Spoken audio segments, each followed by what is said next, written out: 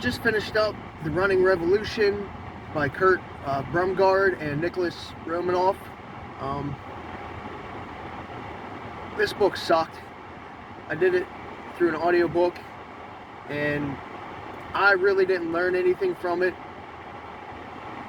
through like the 4 or 8 hours, whatever it was that it was narrated through. The narrator wasn't bad, but just the information in the book just flat out sucked when it came to running. It was more,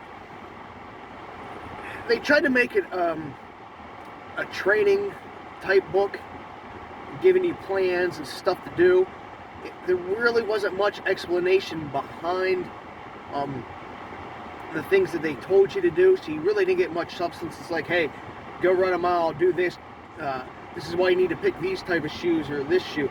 It wasn't giving you a real reason behind the reason why they want you to pick this shoe or do this type of training, or why this training works or doesn't work in their minds.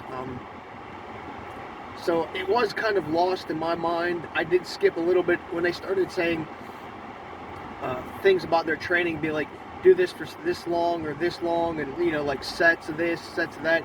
I would just skip forward because there was nothing really of substance to even listen to, because I wasn't going to go out and follow their training plan. I was actually looking for something informational wise within this book, and I didn't get a single thing.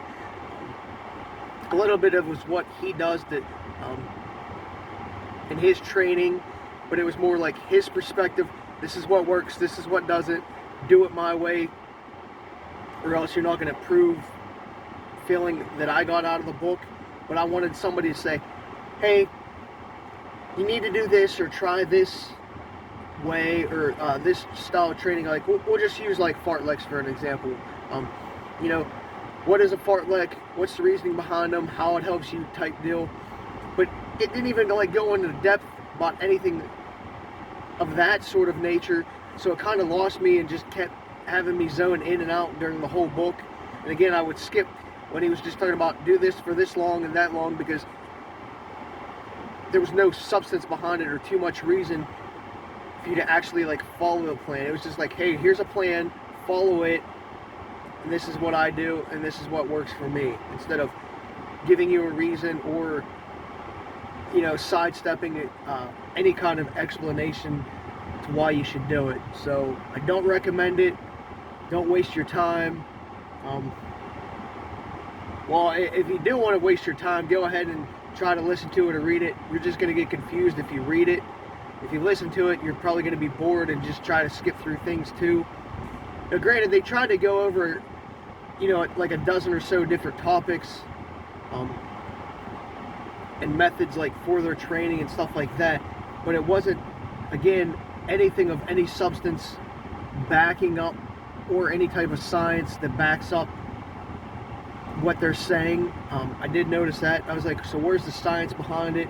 You're just going off of what you did, or you know, what you believe, or this program, and nothing else.